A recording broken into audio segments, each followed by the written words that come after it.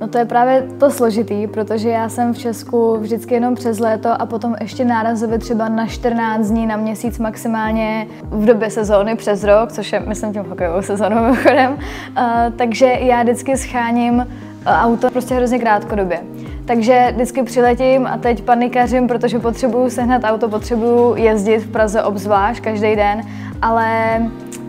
většinou se mi to vždycky nevyplácelo si cokoliv kupovat, protože samozřejmě pak tady přes rok to auto stojí a bylo mi toho vždycky škoda, takže jsem vždycky hledala nějakou autopůjčovnu, aby mi auto půjčili krátkodobě.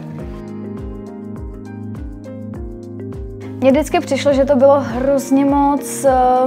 řešení, než jsem se vlastně k tomu autu dostala. Takže tady mi strašně vyhovovalo to, že jsem sem přijela a během půl hodiny jsme měli všechno podepsané a já jsem odjela a tím končí moje krasojízda, nebo teda začíná právě moje krasojízda. Já už jsem o vás slyšela, protože když jsem si hledala autopůjčovnu teďko na léto, tak jsem dokonce na vás narazila, ale psala mi úplně shodou náhod vaše kolegyně Klára 2 dny předtím, než jsem měla přilítat do Prahy, jestli náhodou nepotřebuju auto na léto a já byla jakože ano, potřebuju a Klára mi psala, tak můžeme v pátek a já byla úplně jakože OK, tak jo, přiletěla jsem ve čtvrtek večer a v pátek ráno už jsem měla auto k dispozici, což bylo prostě naprosto fantastický. Klára mi doporučila,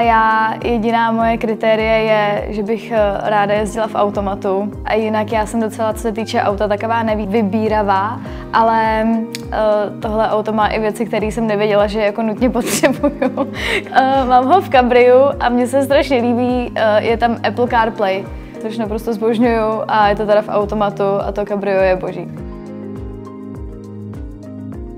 Jela jsem tady na benzínku, všechno jsem se musela přenastavit, protože mám 50 cm,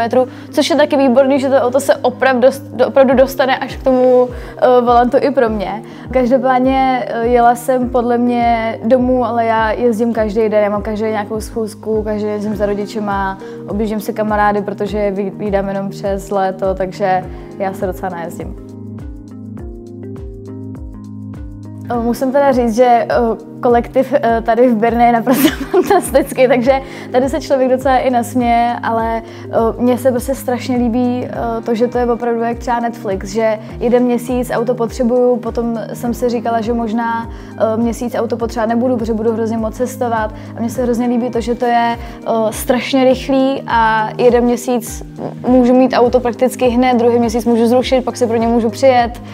přiletím před Vánocema většinou vždycky sem, takže jsem si jistá, že z letiště pojedu rovnou sem, vybavíme auto během půl hodiny a tohoto jsou věci, které si myslím, že jsou tady docela unikátní.